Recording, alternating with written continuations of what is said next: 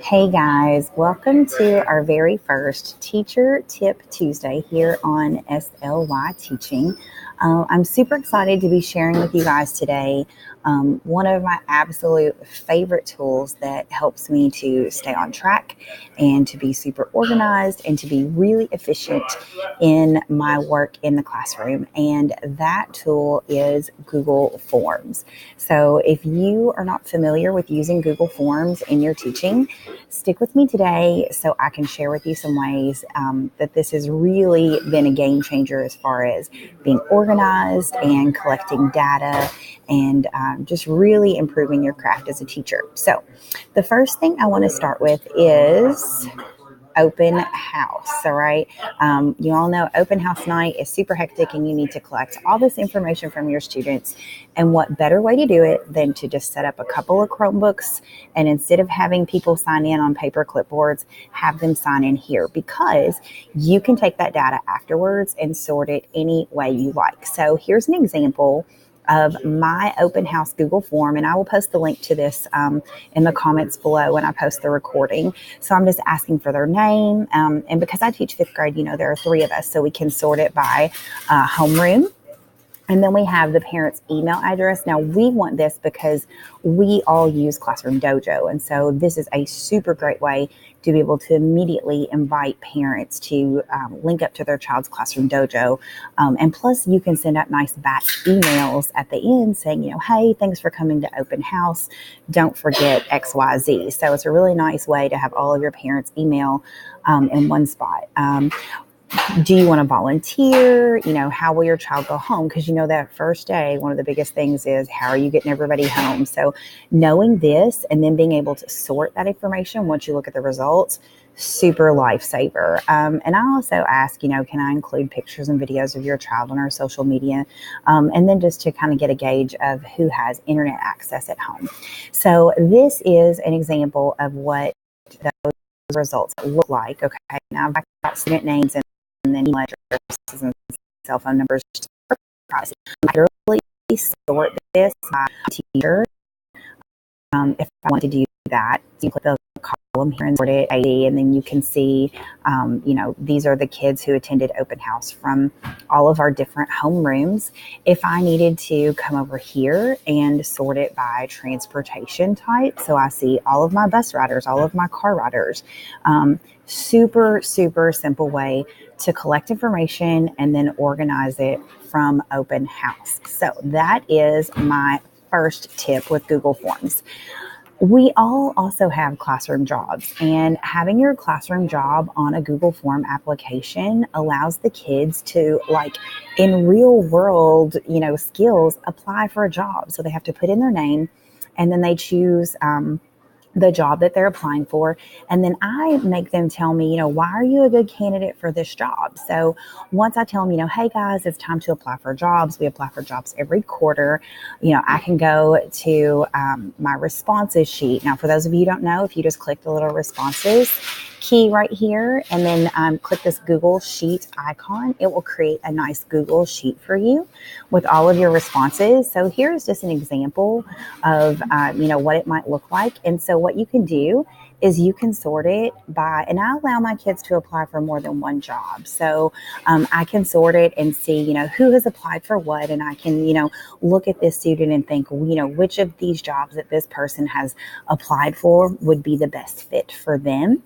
Or if you want to sort it literally by the job to see who has applied for what, boy, you can see Class Dojo. That is the most sought after job there. And then they have to give valuable reasons as to why they would be a good candidate for that job. And so what I typically do is I would just go here and I would say, I've got several people who've applied for attendance taker. Maybe I think this fellow would be the best one. So I literally just take these out and delete these columns here. And then I would just post this onto the board, and it would literally just say, that person's name and the job. And so the kids would know when they come back from break or whenever we've changed jobs that, they are the person who's going to be taking care of that job for the quarter. So classroom jobs on Google Forms. Now, this is actually one that I used when I was teaching primary. This is an actual exit slip that we used from our everyday math program. And it was literally just taken from the teacher's edition. They wanted you to ask students to verify shapes based on their color, shape, and size. And then, could they be able to identify if you change the shape, would it still be that same shape? So like, let's say you're at the end of a center and it's time to rotate, you can pull this up on your phone. If you don't have technology in your classroom, you can pull it up on your smart board and kids can answer one at a time as they rotate to the next group. And then the beautiful thing about it is, let's say it's time to pack up from math centers, and you pull this up on the board, and when everybody's back in their seat, you say, okay, guys, let's take a look. 66% of us know that those triangles were all the same shape. And then 100% of us realize that if you were to cut the corners off those triangles, it would still be a triangle. So you can very clearly see where you need to take your instruction to, and then what skills they might have that you don't need to further address at that time. So great way to use exit slips using Google Forms. And I know a lot of people are hesitant because they might not have one-to-one technology, but literally pulling this up on your phone and having kids tap it as they leave your center, or even if they leave your room, if you're, middle grades teacher and departmentalized, as they leave class, just let them tap that answer as they walk out your door. And, you have that data right there at your fingertips to guide your instruction. Same thing for bigger projects. Now, this is a project that I used with my fifth graders this year, and they had to create a December vacation, kind of like a great social studies review to talk about geography and economics and, maybe specific laws to tie in government that a place might have. And they had to have a budget and things like that. So once students created their vacation, then their peers, as they presented their vacation, could evaluate them based on their presentation, which was really nice because the student was getting those speaking and listening skills, and they were able to present their vacation. And then their peers who were listening, were engaged because they had to fill this out for each of their classmates who presented. And then you can go in here and you can look at responses. And then you can also pull up that results tab and you can create some averages and things like that. So just a really nice way to get some feedback and then to keep those other kids during presentations engaged as well. Another great way to use Google Forms is for your pre and post assessment. Before every single unit, I have a pre-assessment, and the kids take the pre-assessment on a Google form. I send it out to them through Google Classroom, and they can see where they're starting each unit. And we do graph that in our data notebooks. Our data notebooks are digital. It's just a Google Sheets, and so they graph their pre-test score, and then we have the unit instruction, and then we take our post-test. And what I really love about this is when the kids are taking these assessments, number one, you can attach feedback links to these questions. So once they hit submit, not only are they going to know what their score is, they're going to know what questions they've missed, and they're going to see their percentage. But right there, while they're in that moment and they're invested in that content, you can give them a link so they can get some feedback on any misconceptions or incorrect answers that they did have, which is really, really valuable. And you literally had to do nothing. No time spent grading, nothing. You are automatically teaching with this Google form and correcting any misconceptions. Now, when we are at the end and we are taking a post assessment, what I like to do is if you go here to the responses, and then you click your sheet here, it will give you this responses sheet. Not only here can you see, my average on this assessment was a 94 for this class. So some really great information. And we always talk about pre-test average and post-test average, and we are really focused on growth.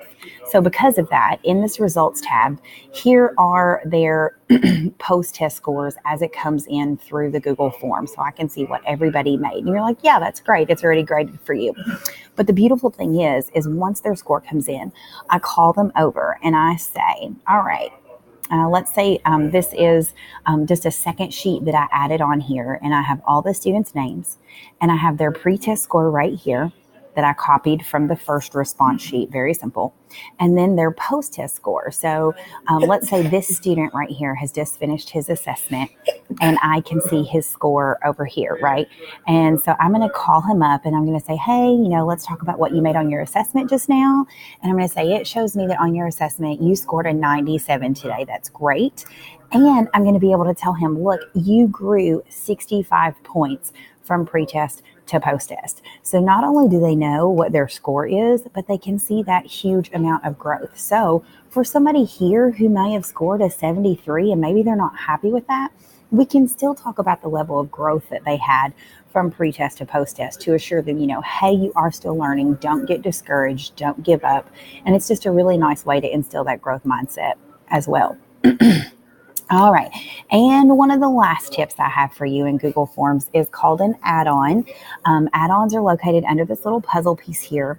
And the add-on I'm going to share with you today is called Choice Eliminator. Now, Choice Eliminator allows you to set up a Google form. And let's say this is an example of a Halloween party sign up, right? So you're going to send this form out to your parents and you're going to say, hey, we need some cupcakes and drinks and et cetera, et cetera. And how many times have we sent home those paper slips and then you end up with 700 packages of cupcakes and you have no drinks, you have no plates, you have anything else? Well, Choice Eliminator allows you to set a value to how many of each of these items you would like. So let's say I want to know what homeroom they're in, because this is going to allow me to sort it later. I can say, hey, Miss Oakes, these kids have signed up to bring this from your homeroom. And then I can set number limits on how many of these items that I want. So you would just click your little add-on here. You would go to Choice Eliminator and you literally tell it how many of each item that you want it to allow. So once this loads up here, gives you that little warning here. Once this loads up, it'll allow you to tell what class they're in, and then you can literally set the number of things that you would like for it to bring. So let's say I would like to supply, and then you can eliminate these choices and set up that number there. So let's say you only want 2 people bringing in tablecloths, but you need 6 people bringing in drinks. So once 2 people have chosen tablecloths, that choice is totally going to go away from the form. Like it won't even appear to people. So that's really nice because you can do that for things that you only needed a limited amount of. So those are my Google form, hot and heavy tricks that I use to keep myself on task and on track and being more productive. So if you have any questions or comments, feel free to comment down below. And I will see you guys again next Tuesday for our next Teacher Tip Tuesday here on SLY Teaching. All right, guys. Bye-bye.